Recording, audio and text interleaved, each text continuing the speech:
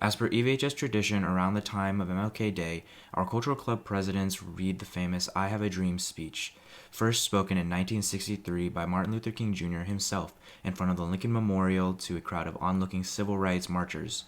We have modified and shortened this speech for you. Here is the speech. I am happy to join with you today in what will go down in history as the greatest demonstration for freedom in history of our nation. 5 years ago, a great American in whose symbolic shadow we still stand in today signed the Emancipation Proclamation. This momentous decree came as a great beacon light of hope to millions of slaves who had been seared in the flames of withering injustice. It came as a joyous daybreak to end the long night of their captivity. But 100 years later, we still are not free. 100 years later, in the life of most men, is still sadly crippled by the manacles of segregation and the chains of discrimination. 100 years later, our lives stand on a lonely island of poverty in the midst of a vast ocean of material prosperity. 100 years later, we are still languishing in the corners of American society and finds himself in exile in his own land.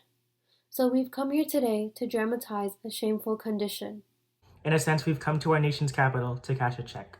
When the architects of our republic wrote the magnificent words of the Constitution and the Declaration of Independence, they were signing a promissory note to which every American was to fall heir. This note was the promise that all men, yes, color or not, would be guaranteed the unalienable rights of life, liberty, and the pursuit of happiness. I say to you today, my friends, so even though we face the difficulties of today and tomorrow, I still have a dream. It is a dream deeply rooted in the American dream. I have a dream that one day every valley shall be exalted and every hill and mountain shall be made low. The rough places will be plain and the crooked places will be made straight. And the glory of our Lord shall be revealed, and all flesh shall see it together. This is our hope. This is the faith that I go back to the South with.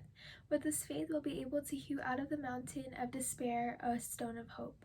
With this faith, we'll be able to transform the jangling discord of our nation into a beautiful symphony of brotherhood.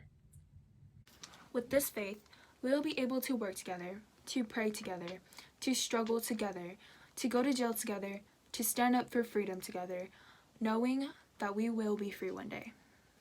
And this will be the day.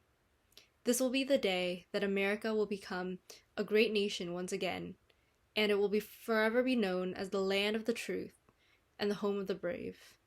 I have a dream.